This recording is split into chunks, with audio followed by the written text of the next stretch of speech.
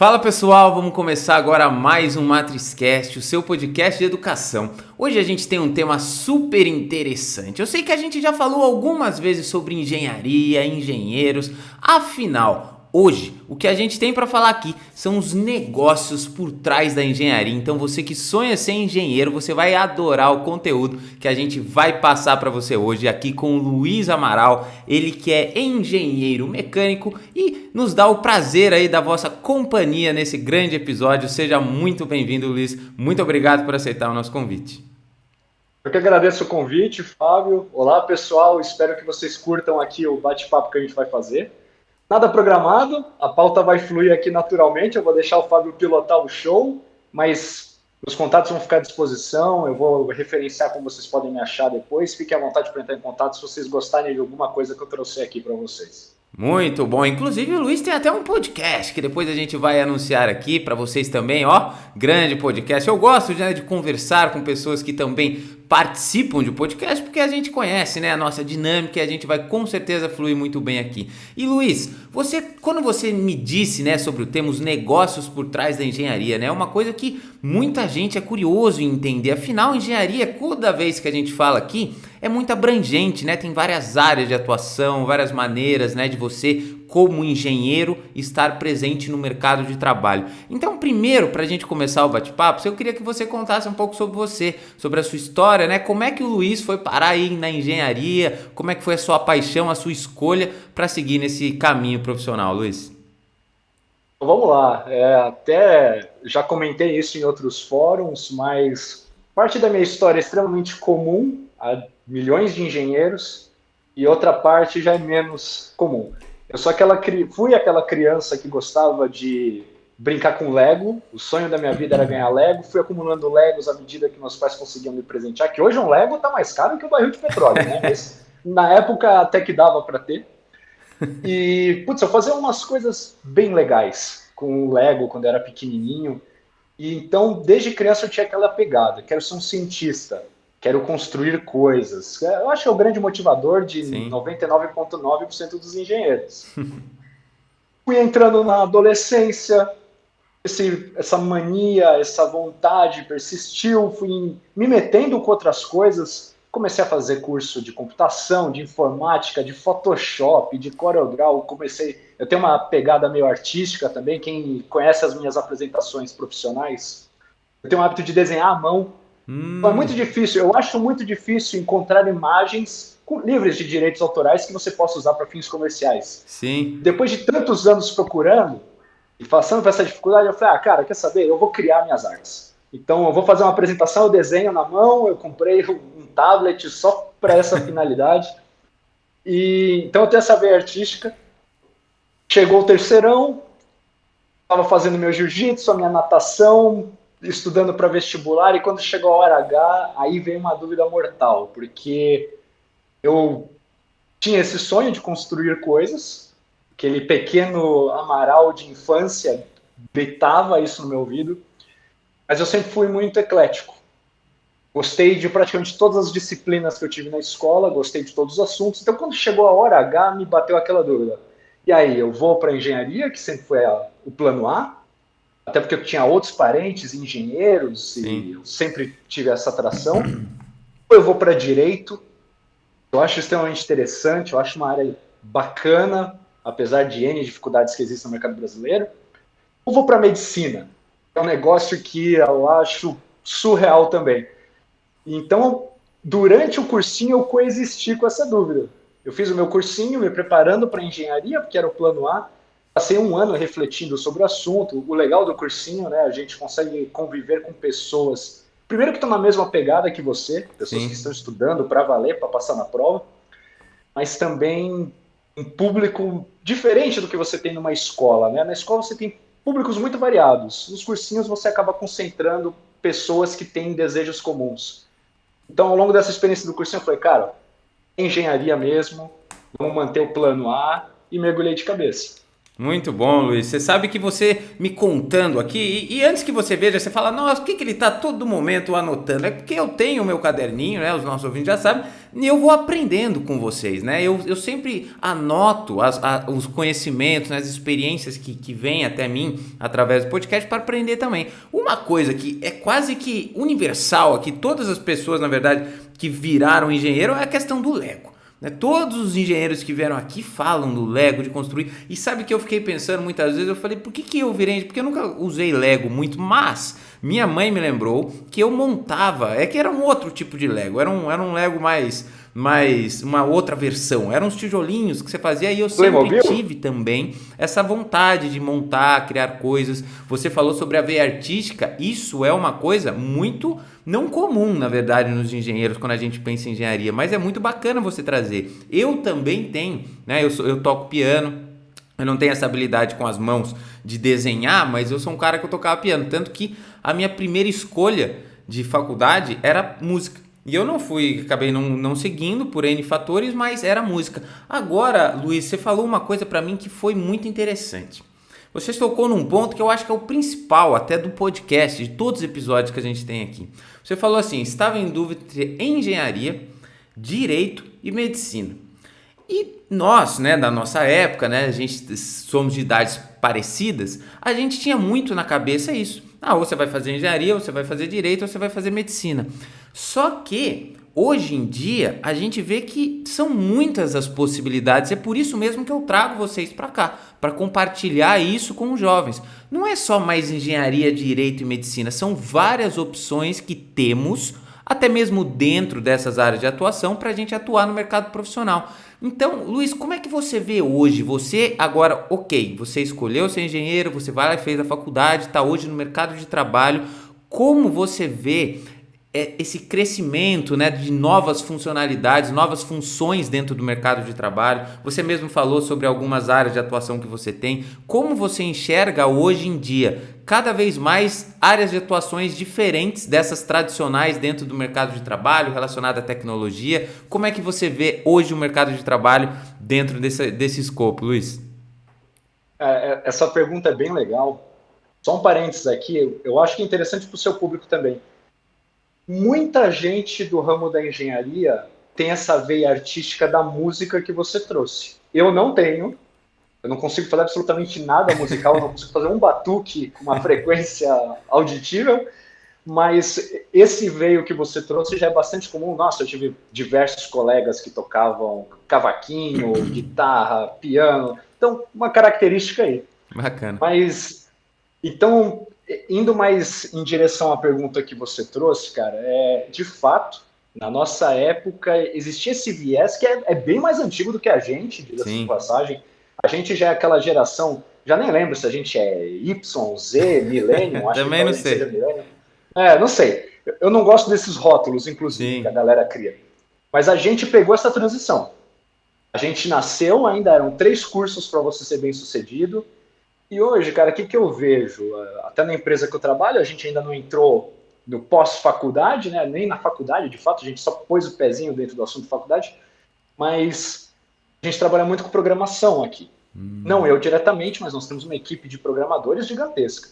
No mercado de programação, por exemplo, é algo que eu acho de particular interesse, porque você consegue ser um grande programador e ter renome, ter presença no mercado, sem sequer ter feito um curso universitário. Então, acho que é um paradigma muito grande, porque eu fiz faculdade, eu fiz mestrado e fiz 2 MBAs. E às vezes você pega um cara que sequer faculdade tem e que está performando, que está entregando, que é versátil, que sabe do que está falando. Então isso é uma característica muito bacana. O que eu vejo assim, para o futuro? Quem sou eu para discutir sobre o futuro da educação? Mas uma leitura que eu tenho. Acho que nos próximos 20 anos, os cursos tradicionais, medicina, engenharia, vão continuar existindo, vão continuar sendo mandatórios, mas existem N outras profissões que já estão surgindo, que já estão atuando, e que o curso não necessariamente vai ser um mandatório. O que eu vejo, sim, é que a faculdade, a possibilidade de se especializar nesses cursos, vai ser interessante para você pegar uma linha de raciocínio ágil, que o cara que é autodidata, ele passa por vários empecilhos, ele não encontra o conteúdo pronto de uma forma estruturada. Você tem que estruturar isso na sua cabeça. Então, por exemplo, eu sou autodidata para investimentos. Cara, eu não tenho dúvida que se eu fizer um curso de investimentos, eu vou aprender em um mês o que eu levo um ano estudando sozinho. Porque eu vou pegando fragmentado, você tem que criar sinapses, você tem que amarrar as coisas. Em contrapartida, na faculdade você faz colegas, você se envolve com projetos, você encontra outras vivências, outras experiências de vida. Você encontra pessoas que têm características e aptidões que você gostaria de se aproximar, de se espelhar. Você encontra pessoas que você gostaria de se afastar, que não tem uma cultura tão alinhada com os seus objetivos. Então, minha leitura é que o meio universitário vai ter uma força cada vez maior, mas mais nas interações humanas, e Sim. não necessariamente para a absorção do conteúdo em si. Sim, sim, sem dúvida. E quando você fala isso, eu estava até lendo um ponto antes da gente começar a conversar e sobre escritório, né? Uma das pessoas que eu sigo no LinkedIn postou uma foto de um escritório e aí falou, nossa, quem gostou do escritório? E eu estava lendo um pouco os comentários, né? Eu não sou muito de ler os comentários, mas eu resolvi ler. Porque eu gostei da foto do escritório. E aí muita gente falando sobre questão do trabalho remoto, não, mas odeio escritório e tudo mais. Eu entendo em partes, apesar de que na minha profissão eu nunca tive essa flexibilidade, né? Porque eu trabalhei sempre numa oficina, então assim, não tive essa questão nem de escritório, nem de home office, né? Eu hoje tenho um pouco da questão do home office porque eu faço os projetos dentro do escopo da escola, mas eu vejo você está falando de coisas novas, de interação, né? Eu vejo que tudo bem, a gente só precisa colocar numa balança, na minha visão, e eu vou te perguntar a tua. Quando a gente fala em home office, claro que traz N vantagens, qualidade de vida, você consegue ter uma flexibilidade, tudo bem. Mas a gente também está começando, né, pelos comentários que eu vi, tudo a gente parece que quer eliminar as interações humanas. Né? Parece que a gente quer fazer tudo por trás de uma tela do computador, dentro de casa. Né? Porque eu falei uma vez, eu falei, ó, compra, não precisamos mais ir, é só discar e vem. Trabalhar não precisava mais ir pro escritório. O que a gente vai fazer daqui a pouco? Não vai fazer mais nada, porque vai ficar até pra festa, né? Daqui a pouco vai se evoluir aí o metaverso, você vai pôr um óculos, você vai entrar dentro do show, né? Então o que a gente vai fazer? Eu vou ter que comprar uma cadeira confortável. Só que essas interações humanas, e aí eu vou entrar nesse ponto, né? Porque eu queria, na verdade, eu queria partir para a questão dos cursos, né? Das outras programações, mas eu quero vir para esse lado antes. Interações humanas, o que você que é o conhecido como soft skills, né? Qual que é a importância disso e principalmente dessas interações para um profissional de hoje, Luiz? Qual que você vê a diferença quando você está no mercado de trabalho com uma pessoa que consegue interagir mais, que consegue se comunicar melhor? Quais são as vantagens que essa pessoa tem perante uma pessoa mais fechada, com uma relação difícil? Como você acha que isso é importante para o jovem hoje no mercado de trabalho? Cara, você tocou aqui um ponto que, assim, ele me puxa a minha sinceridade ao máximo. Meu nome é Luiz Gustavo Franco Amaral. Franqueza é um negócio muito forte em mim. Eu tenho até que ponderar palavras, porque eu tenho o hábito de ter aquela franqueza que às vezes causa um certo repúdio. Sim. Mas eu sou um profissional que eu valorizo demais, demais, soft skills. Não é esse nome pomposo, soft skills, que o pessoal traz para o mercado de trabalho. O termo que você quer usar, não estou nem aí para ele. Você tem pessoas com diferentes perfis. No fim do dia, para qualquer profissão, você precisa que seja uma pessoa ética, íntegra e que honre com seus valores. Para qualquer mercado, para qualquer decisão que ela toma no dia a dia. Então essa é a base. Em cima dessa base, para mim ainda não vem o técnico. Vem os soft skills. E aí nessa linha de soft skills, cara, timidez. A pessoa que é tímida, ela tem todo o direito de ser tímida. Sim.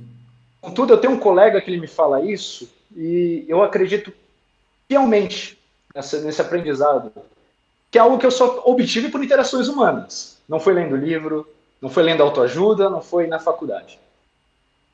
Timidez é a única característica humana que não lhe traz benefício algum. Eu acredito friamente nisso.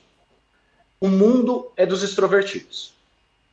Você pode ser introvertido, é um direito seu, mas você precisa saber colocar uma máscara de extroversão em momentos de necessidade. Isso é uma competência que profissionais experientes têm. Ele pode ser introvertido pessoalmente, dentro de casa, na roda de amigos. Mas quando entra numa mesa de negócio, essa pessoa bota a máscara, ela representa o papel que ela tem que representar. O Elon Musk que a gente vê no Twitter é uma máscara, pessoal. Ele não é assim na vida real. O Facebook é uma máscara, idem. Então, no ambiente corporativo, a gente tem que saber vestir essa máscara. Não é uma máscara de falsidade. É uma máscara de conduta, postura, que é adequada para o seu nível de experiência, atribuição, o cargo que você está executando e a missão que você tem, os valores que você tem que trazer para aquela pauta. Então, o técnico você ensina. Eu falo até por mim. Eu faço diversos processos aqui seletivos de novos colaboradores. Cara, me perdoem, mas o técnico é muito equivalente. Você vai abrir uma vaga de para engenharia. Sim. Você recebe lá 40 currículos. O que os 40 currículos têm em comum? Engenharia. Engenharia não é o elemento que vai diferenciar um profissional do outro. A engenharia foi o necessário para chegar naquela posição, para um cargo de engenharia.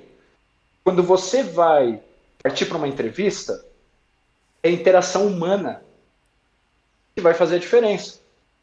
E até nessa linha que eu trouxe o tema de negócios por detrás da engenharia. O profissional que abraça as melhores vagas é o profissional que sabe se vender. Ele tem que ser um técnico incrível, mas ele tem que saber de venda. Não necessariamente venda de produto, mas venda de si mesmo, venda de porte, vender que é maduro, vender que é resiliente. Essa é uma palavra que está muito em alta no mercado hoje. A gente escuta, de novo, eu não gosto dessas taxações, mas a gente escuta muito, olha, as novas gerações, elas não reagem bem a feedback negativo. Eles têm dificuldade em absorver a intenção e o valor por detrás do feedback negativo. E eu entendo que boa parte dos ouvintes aqui estão nessa faixa. Sim. Independente de você se enxergar dessa forma ou não, ok? Você é espectador. O mercado te vê dessa forma. E isso é maior do que você. Então, esse tipo de skill, você mostrar que você é resiliente, que você tem vontade de aprender, que você quer fazer a coisa acontecer, é o que diferencia o engenheiro com currículo A do engenheiro com currículo B. Sem dúvida. Então, eu dou muita importância para soft skills, inclusive com o pessoal que eu trabalho aqui diretamente, é o ponto que eu tento mais lapidar. A técnica você aprende. A técnica está no livro, está no mercado, está no colega. O soft skill, não. E é aí que a interação humana vai ser muito importante. Muito bacana. Muito bom. O cara que é júnior, só concluir, o cara que é júnior, ele precisa do ambiente presencial. Sim. Me desculpe falar isso, pessoal. Mas você não aprende soft skill, você não aprende como se portar perante um colega, perante um cliente, como se portar perante o mercado, como discutir uma ideia, como fazer um posicionamento, sem observar e aprender. Você só observa estando próximo. Então eu vejo que o modelo híbrido é muito interessante, sem sombra de dúvida. Se eu fosse um estagiário hoje, se eu estivesse iniciando a minha jornada hoje, eu seria 100% presencial. Depois que eu batesse no peito e falasse, poxa, peguei, aí eu iria para o híbrido. O híbrido entrega, o híbrido funciona, você tem o foco, etc. Todos os benefícios que vocês leem por aí. Sim, sem dúvida. Eu estava até revisitando, né? Porque você sabe que você tá numa página aqui, né, Luiz? Daí tem vários convidados aqui, eu vou cada um para uma página, eu vou revisitando os conhecimentos. E eu mesmo, nessa semana, estava gravando um podcast, ele ainda não foi ao ar, vai depois do seu. Mas, falando sobre comunicação, eu perguntei para ele uma das habilidades que ele considera fundamental, né, relacionado a soft skills e tudo mais. Ele falou respeito. Eu falei, cara, ótima resposta. Porque o respeito, ele é a base. Você falou aqui que as novas gerações são diferentes. E isso é uma dificuldade que eu vejo constante em muitas pessoas. Né? A gente foi educado de uma forma e às vezes a gente quer fazer o mesmo com o outro, ou a gente passou por algumas coisas que o outro passa igual, mas é difícil se adaptar às novas gerações. Isso vale pro outro lado também, né? A gente também. Do mesmo jeito que a gente tem que se adaptar aos mais novos, os mais novos têm que entender que a gente também foi criado de outra forma. E existe, e é necessário, tá tudo bem, mas é necessário que exista um respeito entre as partes e você saiba se adaptar. Você tem que conseguir ensinar uma pessoa que ela vai ter que ser com métodos diferentes do que você foi ensinado. né, do que você aprendeu, e isso é uma parte muito importante que vai do que você sempre tem que estar se adaptando, sempre tem que estar antenado e entendendo o outro, né? Isso é muito importante da parte da comunicação que você disse. Né? Então, assim, você falando, e eu lembrei de uma situação, né? A gente passou na faculdade na mesma época, né? Descobrimos isso no bastidores hoje, né? Não estamos nos lembrando, mas estávamos na mesma época. E durante um dos projetos que eu fiz, né? Eu lembro que entrou 2 pessoas altamente qualificadas que eu escolhi, e eu falei assim, olha, falei, um chamava Douglas e outro chamava Guilherme. Eu falei, olha, Douglas, um era mecânico, outro era elétrico. Falei, Douglas, você talvez saiba mais mecânica do que eu. E virei pro Guilherme e falei, Guilherme, talvez você saiba mais elétrica do que eu. Mas nenhum de vocês dois sabe mais desse projeto do que eu. Porque eu estava lá. E essa experiência por estar conectado ao trabalho que você está, que é o que você falou sobre o estagiário ter o momento presencial, no começo da sua jornada você se envolver presencialmente com seus colegas, isso é fundamental. Porque essa experiência no negócio, todos nós precisamos ter. Eu acho que não existem dúvidas das capacidades técnicas das pessoas que foram escolhidas, mas para você se envolver com o todo e estar dentro do propósito do seu negócio, da sua empresa que você está trabalhando, né, do ambiente corporativo que você está, é necessária essa interação. É importante, pelo menos, essa interação, na minha forma de ver também. Agora, Cara, Luiz, eu vou complementar aqui, complemente. porque está muito alinhado com o que você disse. Eu vou citar 2 cenários diferentes. Primeiro cenário, eu não vou citar as empresas, não vou citar nomes, não Sim, sim. cabe, mas eu presenciei uma situação de um profissional extremamente júnior que em uma determinada reunião, nem era da E3S, era outro contexto, mas enfim, eu estava presente, ele chegou com uma postura de que eu valorizo. Poxa, eu quero aparecer, quero ser visto, quero balançar o status quo. Ele fez um posicionamento que fazia sentido, existia verdade e fundamentos no que foi dito, mas ele fez de uma forma muito seca, muito dura, muito bruta. E a reação, ele era extremamente júnior, Sim. e a reação que ocorreu com o público extremamente sênior foi, entre outras palavras, cara, saia das suas fraldas antes de falar comigo sobre essa operação. Por que eu trago esse exemplo? Ele não estava errado. Ele não estava errado. A mentalidade dele estava correta. Mas faltou o soft skill. Ele não soube vender a ideia. E esse processo de ter vendido mal a ideia culminou na saída dele da empresa que ele trabalhava por conta daquele momento que eu presenciei. E, cara, ele estava certo. E sabe como todo mundo perdeu? Ele perdeu porque ele perdeu a oportunidade que ele estava trabalhando. Ele perdeu a oportunidade de fazer a diferença naquele local que ele queria fazer diferença. Sim. Os profissionais mais sêniores perderam a oportunidade de aprender com o cara que era mais novo, que tinha vontade, que queria fazer o negócio acontecer. E, cara, a empresa perdeu com todos os benefícios que seriam nutridos pela interação desses 2 públicos. E fazer o quê? Existe uma cadeia. Pegou para o lado mais fraco. O lado mais fraco teve uma postura que eu que estava de fora não achei adequada, apesar de existir verdade Sim. nas palavras que foram ditas. Então, esse é um ponto que eu acho legal trazer aqui. Outro ponto, por conta da pandemia, eu tive a oportunidade de trabalhar com profissionais júnior que sequer conheceram o escritório, que sequer conheceram a empresa, as pessoas. Pessoal, porque é difícil você pegar cultura. Quem não é visto não é lembrado. Você é um cara novo na empresa, você quer aparecer, você quer marcar seu território, você quer mostrar que você veio para fazer uma diferença. O clima remoto dificulta bastante isso. Sim. Então, iris ou ariris. A gente não gosta muitas vezes de reconhecer a verdade, mas o cara que é sênior, que já tem 20 anos de casa, todo mundo já conhece ele, conhece a palavra dele, conhece o quão íntegro ele é, conhece a qualidade do trabalho dele. Você não precisa vê-lo o tempo todo para lembrar que ele existe. As atribuições vão até ele. O cara júnior é diferente. Ele tem que estar no meio do furacão e pegando as coisas que estão voando, puxar para si, fazer acontecer, para daí ele ganhar esse renome. Sim. O ambiente presencial facilita muito. Sim, sem dúvida. E você falando a questão de saber vender, né? Isso é super importante mesmo, Luiz, porque não basta, você precisa, a sua ideia para ela valer a pena, né? Você tá certo, ok, mas como é que eu vou fazer os outros comprarem a minha ideia? Isso é uma coisa, não é simples não, você tem que estudar e para saber fazer isso, você tem que entender técnicas, existem técnicas para você passar, né? Então, sem dúvida, para você se tornar um profissional melhor, os jovens, você precisa entender como passar suas ideias para os outros. Agora, eu gostaria que a gente chegasse num ponto aqui, porque eu anotei aqui, ó, gostava de desenhar à mão, veia artística, que logo me conectei com o piano, mas eu sou péssimo em desenho, péssimo. Eu admiro muito quem consegue ter essa habilidade. Agora, Luiz, como é que funciona dentro da engenharia?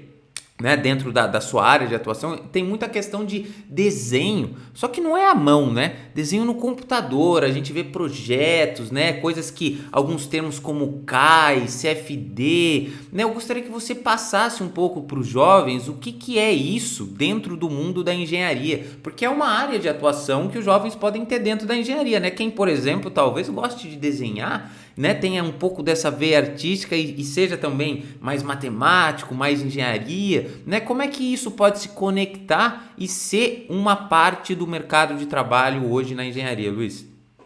A pergunta é legal, porque assim, é importante a gente diferenciar as coisas. Pelo que eu falei até agora, parece que elas são extremamente conectadas e não necessariamente. Meu irmão também ama desenhar e meu irmão desenha 20 vezes mais do que eu. Só que o meu irmão é totalmente de humanas. De novo, eu não gosto de rótulos. Não quero fazer essa divisão aqui, até porque eu amo tudo que eu estudei até hoje, eu sou transparente quanto a isso. Mas ele é uma pessoa que tem uma mente brilhante para história, para geografia, e tem uma veia artística gigantesca. E eu tenho uma mente mais analítica, me desenvolvi perante a isso, pensar mais em número, correr atrás do número. E eu também tenho essa veia artística. Então, a engenharia permite os dois públicos. Por quê? Desenho técnico não tem nada a ver com desenho na mão. Sim. Eu não sei como está o curso de engenharia hoje, sendo bem sincero, eu tive a oportunidade de ter vários semestres desenho à mão antes de ir para o software. Eu acho que foi uma experiência fascinante. Primeiro, para entender como que os engenheiros trabalhavam pelos últimos 2000 anos, mas também para entender todas as dificuldades e o caminho que teve que ser trilhado por todo esse setor até então. E aí você vai para o software. O software, você vai utilizar os mesmos fundamentos, a mesma técnica, só que é muito mais produtivo. Você só usa software para isso, pessoal. Não existe software para reinventar a roda. É para fazer a roda melhor e mais rápido. Então, tendo esse mindset, o desenho técnico, ele não exige que você seja um especialista em desenho. Você não tem que saber pintar quadro, não tem que saber fazer nada desse sentido. Porque é um desenho técnico. Tudo que é técnica é aprendizado. Então, você vai ter técnicas de desenho, você vai reproduzir essas técnicas e sem aptidão alguma, você entrega. Claro que quando a gente fala do mercado de engenharia, eu não vou entrar no detalhe, porque eu sei que tem pessoas aqui que não vão ser engenheiros.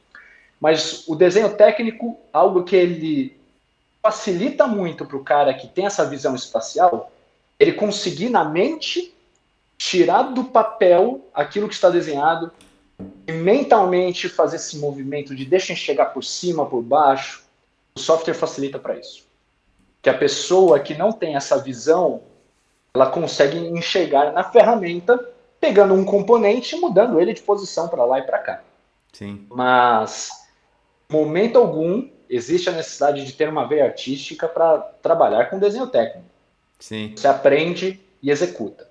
É uma técnica, né? Você consegue desenhar, né, através de técnicas que você vai aprender e aí você vai projetando, né? Não tem a parte artística. É isso que eu entendi do que você disse. Exatamente. Não é nada artístico. É a questão de você aprender a desenhar tecnicamente um projeto, onde você vai envolver cálculos, né? Você vai ter que envolver uma série de análises, né, que existem para isso. Então isso é muito bacana, né? Até mesmo para os jovens entenderem que eles podem, né, desenhar um projeto, fazer, por mais que não seja na veia artística, né, mas utilizar de desenho como forma de trabalho, né, desenho técnico como forma de trabalho sendo engenheiro.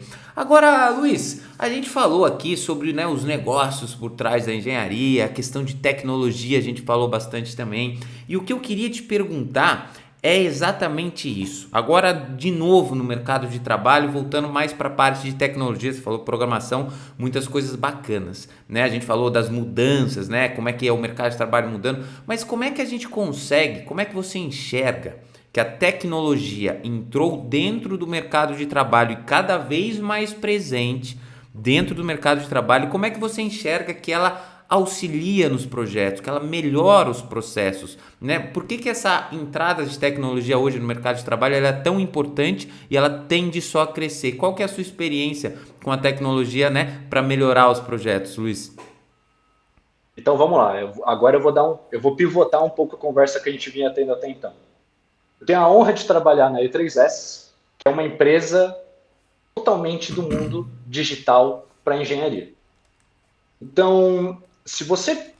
O que a gente conseguiu vivenciar, independente da afinidade que você, espectador, tenha com qualquer assunto que seja? Durante a pandemia, a gente viu um processo de digitalização muito forte. Você tem vários conceitos, digitalização, transformação digital, entre outros, mas no fim do dia o mundo vinha entendendo um ritmo, na minha visão, lento, porque a empresa que eu atuo já trabalha há 27 anos com essa tecnologia, de que o mundo está migrando para o digital. E a pandemia acelerou muito isso, porque a gente não conseguia mais ter interações humanas, e do dia para a noite todas as empresas precisaram correr atrás de soluções para fazer aqui interações remotas, como a gente está tendo nesse momento. Isso deu um gatilho muito forte para o mercado, que aquela pauta de indústria 4.0, transformação digital, que já vinha sendo discutida há anos, digital twin, entre outros, cloud, big data, big data, etc., do dia para a noite era mandatório. Sim. Então, as empresas, os mercados que já estavam adaptados a essa tendência, eles não tiveram dificuldade alguma na pandemia, vide a casa na qual eu estou, porque para a gente o período da pandemia foi fantástico. Mercados que eram extremamente analógicos sofreram bastante, perderam pessoas, muitos estão em crise até esse momento. Quando a gente fala de digitalização, já são décadas que é discutido o papel que a digitalização vai ter. Fábio, eu acho que não convém eu comentar aqui agora, mas vamos criar aqui um bloco aqui no quadro. Eu vou te mandar um vídeo que eu utilizo em algumas apresentações minhas. Esse vídeo, pessoal, ele é muito legal porque você está vendo um profissional que tinha visão à frente, que discorreu sobre várias tecnologias que sequer existiam, mas baseado no quê? Em necessidades humanas. Os seres humanos precisam dessas coisas. Então, essas coisas vão ser criadas. Elas vão Sim. ser desenvolvidas, porque o ser humano precisa delas. Essa é a base da engenharia. O papel da engenharia não é criar coisas aleatórias. A gente primeiro identifica uma necessidade humana e a gente faz um projeto para atender aquela necessidade humana. Muito. Então, qual que é o papel da digitalização? Vocês estão vendo o metaverso, já existem mercados de roupas digitais. Ontem mesmo eu li uma matéria de um vestido 100% digital que foi vendido via NFT por US$ 50.000 ou 50 mil euros. E qual que é a ideia desse vestido digital? Você tira uma foto sua com a roupa que você está no momento, você consegue pegar o skin desse vestido e colocar em cima da sua imagem. Existem pessoas pagando US$ 50.000 ou euros por um produto como esse. Então a gente está vivendo um momento de transformação. O digital está com muita força, tem vários hypes, tem tecnologias que vão vingar, outras não vão. Mas quem está no mundo da digitalização é quem está preparado para essa página que está sendo escrita. E é nesse sentido, você trouxe aqui, a gente acabou não discorrendo sobre, mas você trouxe aqui CFD, CAI, você trouxe siglas que no mundo da engenharia são bastante presentes, mas que a ideia de você trabalhar com protótipo digital. Então, vou resumir aqui em um minuto com o que eu trabalho. Se eu faço canecas, se eu sou uma empresa que constrói canecas, e eu quero projetar uma nova caneca, uma caneca disruptiva, que vai ter um formato diferente, vai ter uma resistência mecânica incrível. Eu tenho duas formas que eu posso trabalhar. A primeira é com protótipo físico. Construo uma caneca, vejo como ficou, não gostei. Construo outra caneca, quebrou. Construo a terceira caneca, a alça não ficou como eu precisava. Construo a quarta caneca, mostro para o meu cliente fala, detestei. Construo a quinta caneca, meus colaboradores falam, impossível de manufaturar isso em larga escala, projeto muito complexo. Fabrico a sexta caneca e por aí vai.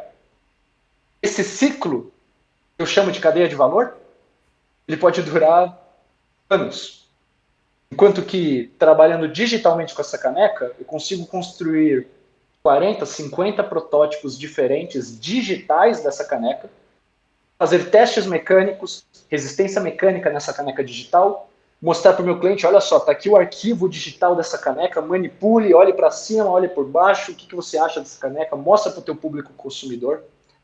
E somente quando todos esses stakeholders, todos esses que fazem parte da cadeia de valor, deram um ok no projeto, você constrói a primeira caneca. Qual que é o benefício disso?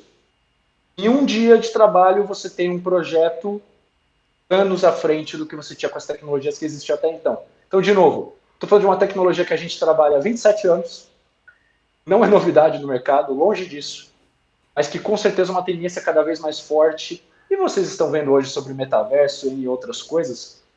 Estamos num momento, inclusive quem tiver interesse, a gente vai comentar depois, aqui do Kai Talks, o podcast que eu sou o host. Muito bacana. Nós entrevistamos o professor Maísca, da UFSC, de Santa Catarina, e ele traz um ponto determinado no momento do episódio que é muito interessante, que ele fala, gente, tudo vai ser simulado.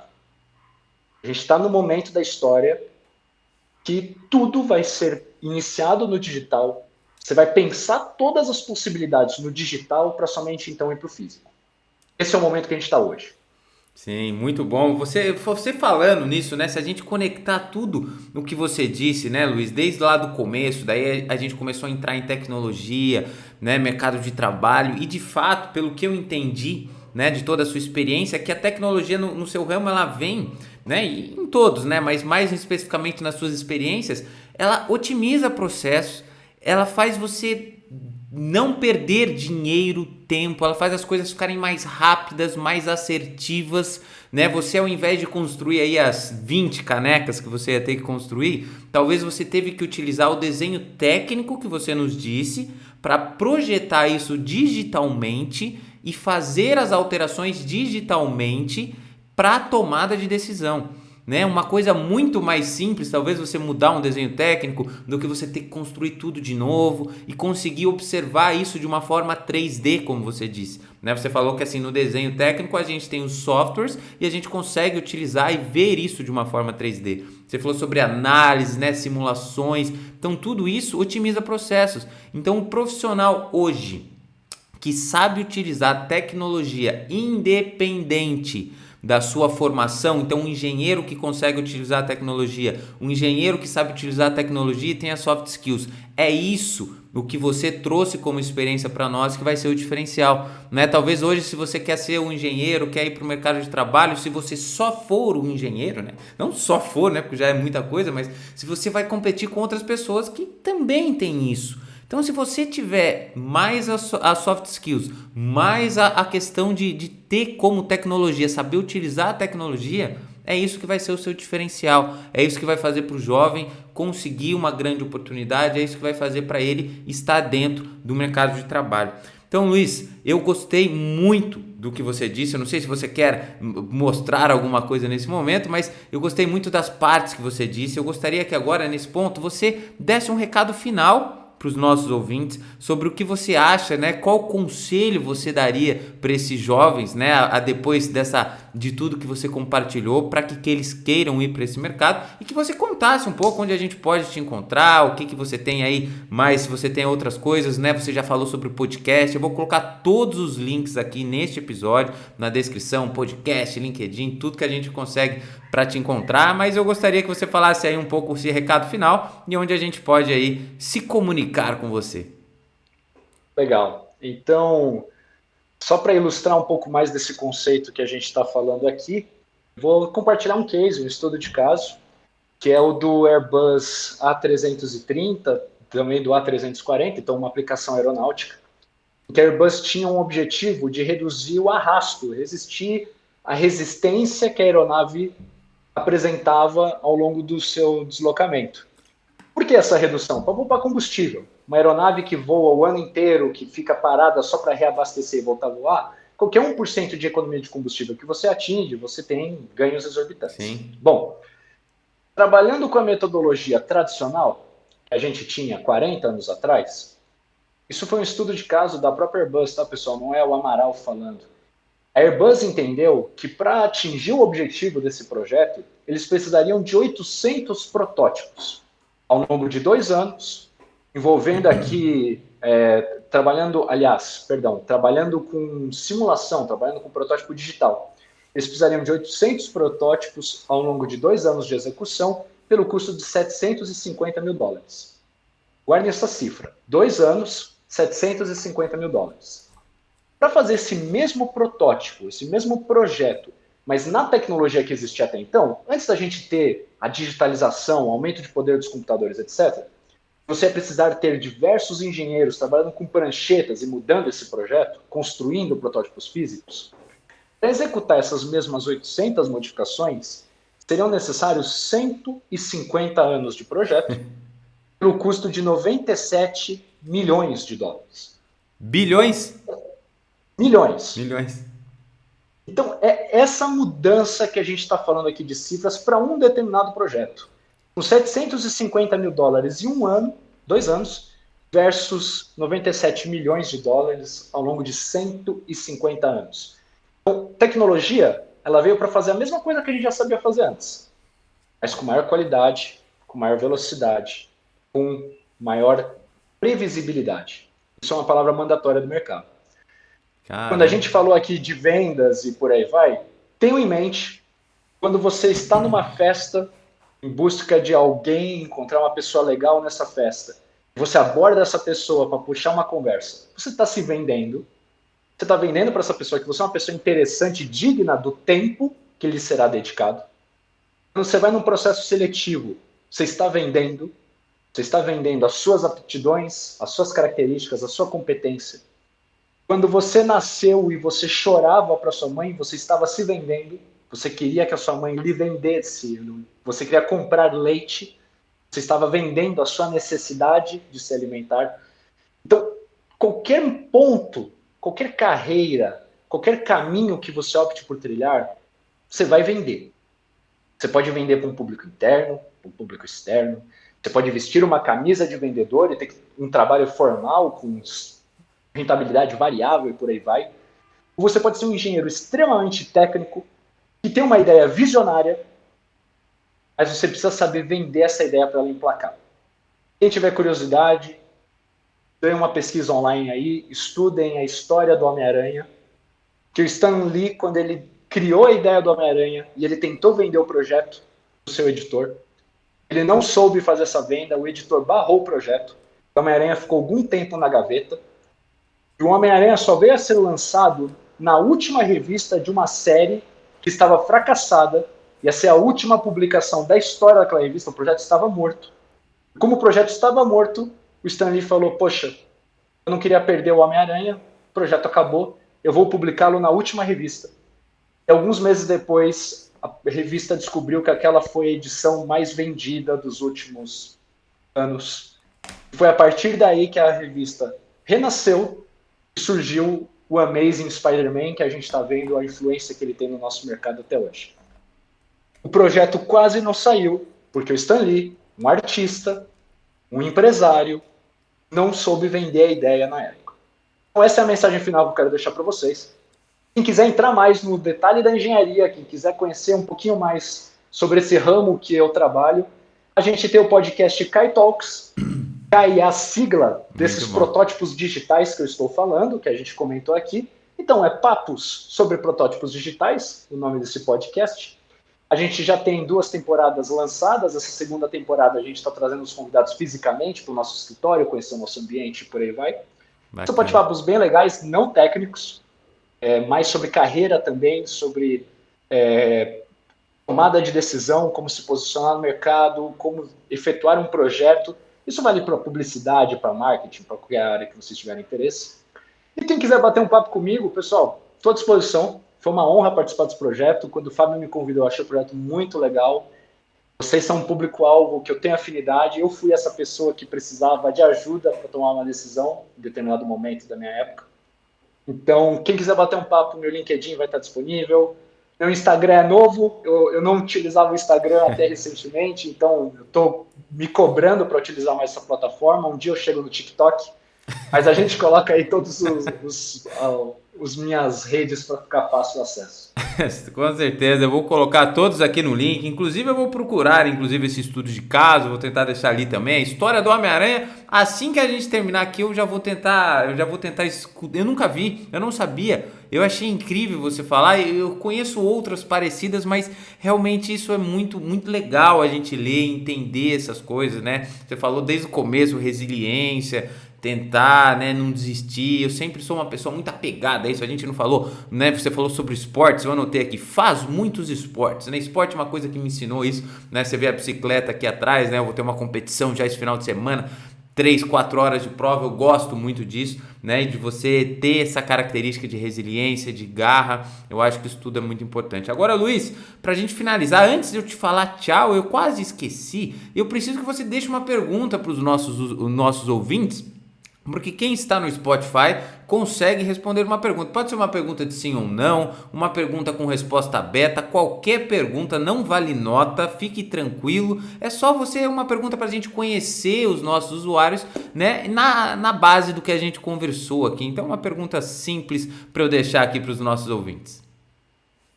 Então tá. Sem pensar muito. Com base na sua vida hoje, que projetos poderiam ser digitalizados? Como que você poderia vendê-los para que a ideia seja lançada, para que a ideia aconteça? Muito bom, adorei. Isso vale para qualquer público aí, pessoal. Show de bola. Então se não quiser ajuda, eu posso colaborar.